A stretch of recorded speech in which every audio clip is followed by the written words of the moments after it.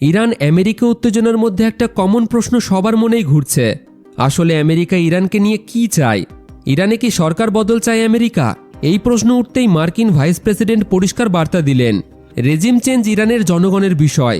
আমাদের মূল লক্ষ্য একটাই, ইরান যেন পারমাণবিক অস্ত্র না পায়। মানে ওয়াশিংটনের ফোকাস সরাসরি তেহরানের নিউক্লিয়ার প্রোগ্রামে। তিনি জানান, প্রেসিডেন্টের নীতি খুবই স্পষ্ট। প্রথমে কূটনীতি, চেষ্টা থাকবে এমন এক চুক্তি করার যাতে ইরান কখনো পারমাণবিক বোমা বানাতে না পারে। কিন্তু একই সঙ্গে তিনি সতর্ক করে দেন, চুক্তি না হলে অন্য পথও খোলা আছে। আর এই অন্য পথ কথাটাই এখন সবচেয়ে বেশি আলোচনায়।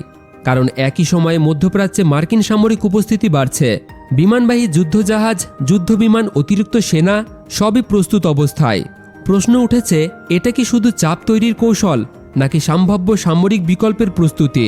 ভাইস প্রেসিডেন্ট আরও বলেন, যুক্তরাষ্ট্রের সবচেয়ে বড় লক্ষ্য হল বিশ্বে পারমাণবিক অস্ত্রের বিস্তার রোধ করা। রাশিয়ার সঙ্গে অস্ত্র নিয়ন্ত্রণ চুক্তি নিয়েও আলোচনা চলছে। অর্থাৎ বার্তাটা শুধু ইরানের জন্য নয়, পুরো বিশ্বের জন্য। এদিকে সাংবাদিকরা জানতে চান, আমেরিকা কি সরাসরি ইরানের সরকারের পতন চায়? উত্তরে তিনি আবারও বলেন, এটা ইরানের জনগণের সিদ্ধান্ত। যুক্তরাষ্ট্রের অগ্রাধিকার একটাই, নিউক্লিয়ার অস্ত্র ঠেকানো। সব মিলিয়ে পরিস্থিতি খুবই স্পষ্ট, কিন্তু অস্থিরকর। আলোচনা চলছে, কিন্তু চাপও বাড়ছে। চুক্তি হলে শান্তি, না হলে সংঘাতের সম্ভাবনা। এখন বড় প্রশ্ন হলো, কূটনীতি কি জিতবে নাকি মধ্যপ্রাচ্যে আবার এক দফা উত্তেজনার দিকে এগোচ্ছে? আপনাদের কি মনে হয়? কমেন্টে অবশ্যই জানাবেন। ভিডিও ভালো লাগলে একটি লাইক করে বন্ধুদের সাথে শেয়ার করে দেবেন। আর এই রকম জিওপলিটিক্স নিউজ শোনার জন্য আমাদের চ্যানেলটিকে ফলো এবং সাবস্ক্রাইব করে রাখুন।